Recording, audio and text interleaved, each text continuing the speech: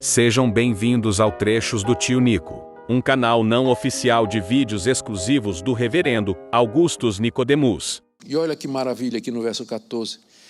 Tendo cancelado o escrito de dívida que era contra nós, que constava de ordenanças, o qual nos era prejudicial, removeu inteiramente, encravando na cruz. Quando a gente lê essa passagem, quando você lê essa passagem, eu lhe pergunto, o que você acha que é o escrito de dívida? Primeira coisa que vem na cabeça da gente é aquela lista que Deus tem de todos os nossos pecados e que nós estamos devendo a Ele, não é verdade? Deus tem um iPad onde Ele tem uma lista de todos os pecados que você cometeu, desde o primeiro, quando você era uma criancinha que cometeu conscientemente, até o último que você cometeu há 5 minutos atrás, quando você olhou para alguém de lado e comparou sua roupa com a de fulano de tal, o seu cabelo, ou a mulher do próximo, ou qualquer outra coisa. Deus tem tudo escrito lá. É o escrito de dívida que você deve a Deus. Não é isso que a gente pensa? Mas não é não. Isso aqui é a lei. O escrito de dívida é a lei de Deus. Veja como é que ele continua dizendo. Cancelou o escrito de dívida que era contra nós e que constava de ordenanças. Lê os 10 mandamentos. Aquilo é seu favor ou contra? É contra. Não terás outros deuses diante de mim. Quantos ídolos você já não adorou e adora na sua vida? Pode ser sua esposa, seu marido, seu carro, seu emprego, seu esporte, seu hobby, uma pessoa. Quantas coisas você já não colocou no lugar de Deus na sua vida? Honra teu pai e tua mãe. Quantas vezes, não é? Não furtarás, desonestidade. Não cobiçarás a mulher do teu próximo, ou a esposa, o marido da tua próxima. Não furtarás, já falei, não dirás falso testemunho. A lei de Deus é contra nós. Ela é o escrito de dívida. Deus deu a lei, isso que Israel não entendeu. Deus deu a lei, não foi para que o judeu se salvasse tentando guardar a lei, mas a lei foi dada para mostrar exatamente isso, que o judeu não podia se salvar pela guarda da lei, por isso que ele tinha que ir para o altar, por isso que ele tinha que oferecer sacrifícios, derramar sangue pelos seus pecados. A lei o empurrava para o altar. É o escrito de dívidas que nos é contrário. É por isso que ninguém vai ser salvo pelas obras da lei. Quando eu era um jovem pastor evangelista no interior de Pernambuco, eu estava pregando numa cidade chamada Gamileira, eu ia de porta em porta distribuindo folheto e pregando o evangelho onde me deixavam entrar. E eu me lembro uma vez, entrei na casa de um cidadão, era um católico, bem praticante, mas ele me deixou entrar, acho que mais por gentileza, né? O pessoal do interior geralmente é muito, muito gentil, muito hospedeiro. E nós começamos a conversar e a certa altura, aproveitei o gancho, não me lembro qual, e disse para ele, olha, o senhor sabe que o senhor é um pecador, não é? Ele disse, opa, eu sei, mas meu vizinho é pior do que eu. Todo mundo é pecador. Eu disse, é verdade, mas... E eu disse, mas os nossos pecados nos colocam numa situação difícil diante de Deus. Pastor, mas eu não era pastor, mas não sou tão pecador assim. Eu digo, você tem uma Bíblia católica aí, não tem? Disse, tenho. Eu sabia que era igual, né? Eu disse, vamos ler aqui Êxodo capítulo 20, a lei de Deus.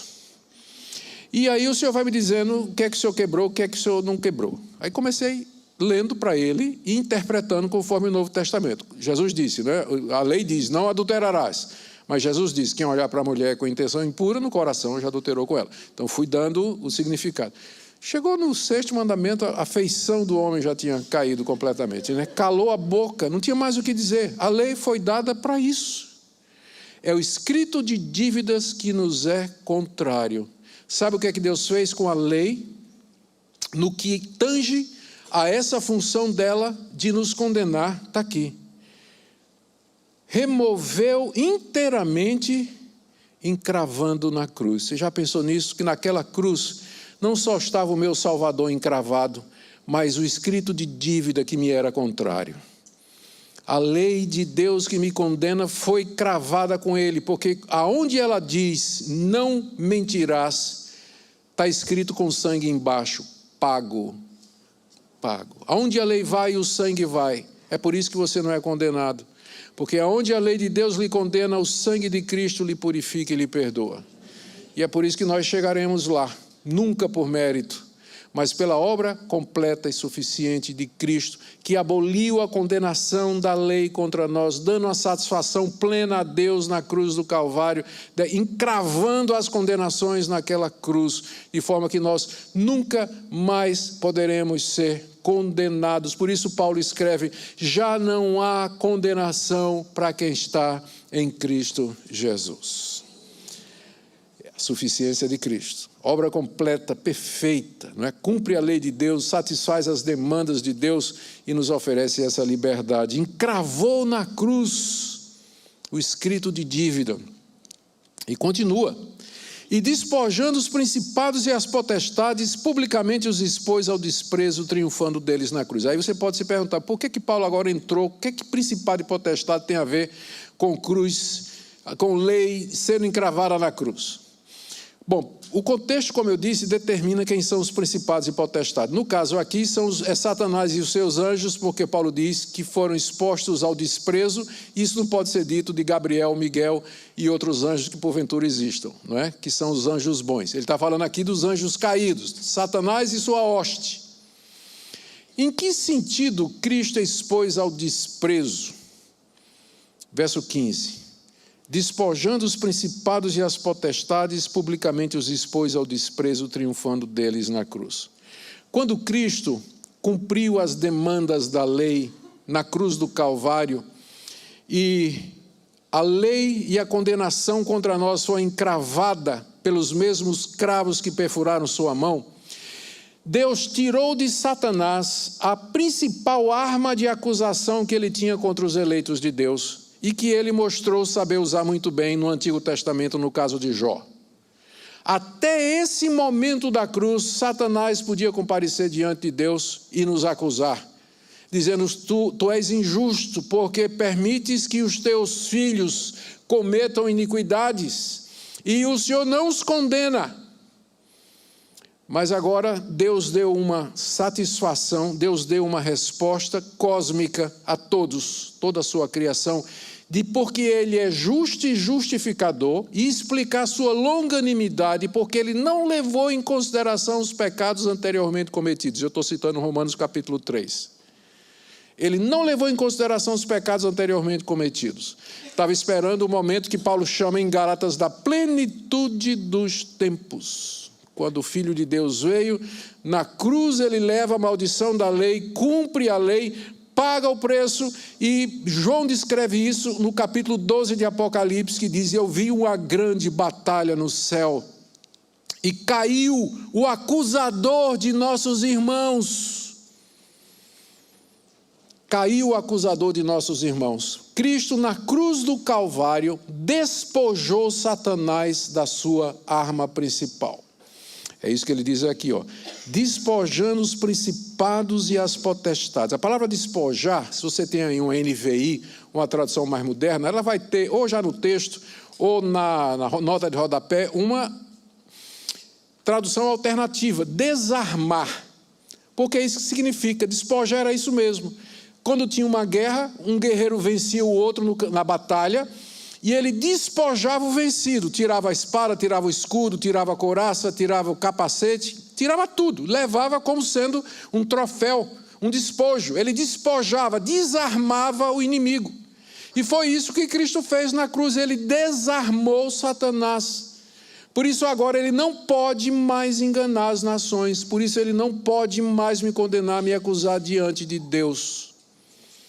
E é por isso que nós dizemos, você sabe aqueles plásticos, teve uma época aí no Brasil, os carros lá no Brasil, essa teologia estava muito em voga, né? O pessoal botava o plástico assim escrito, está amarrado, lembra?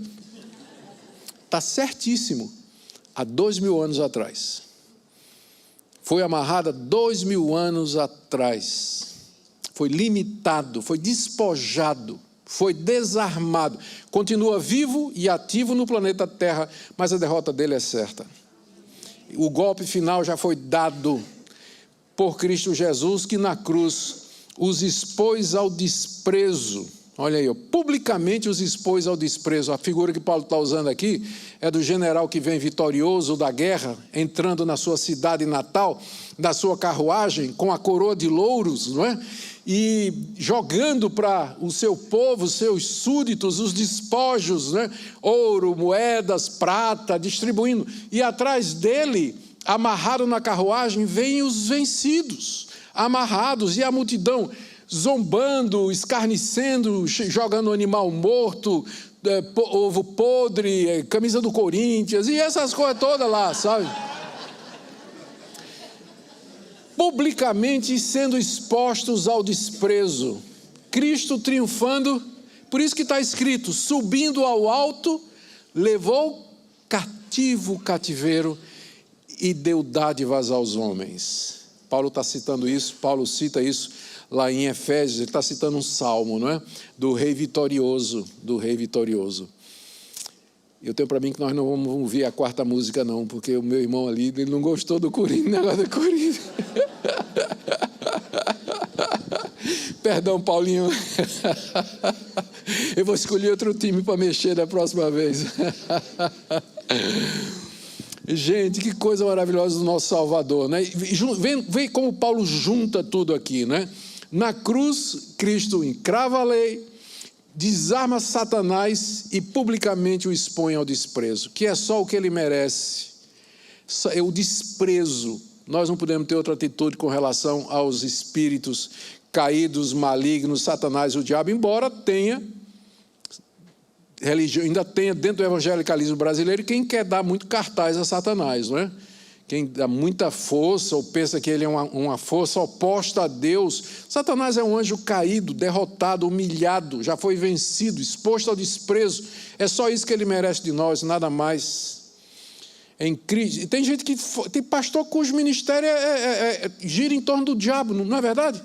Quebra de maldição, maldição hereditária, expulsão de demônio e tudo mais, que se Deus tirasse o diabo da terra, ele perdia o ministério. Ele não sabe pregar, não sabe ensinar a Bíblia, não conhece o Evangelho, não sabe nada, gira em torno disso, culto de libertação disso, culto de libertação daquilo. Mas o nosso Salvador é que é o nosso tema e nossa canção.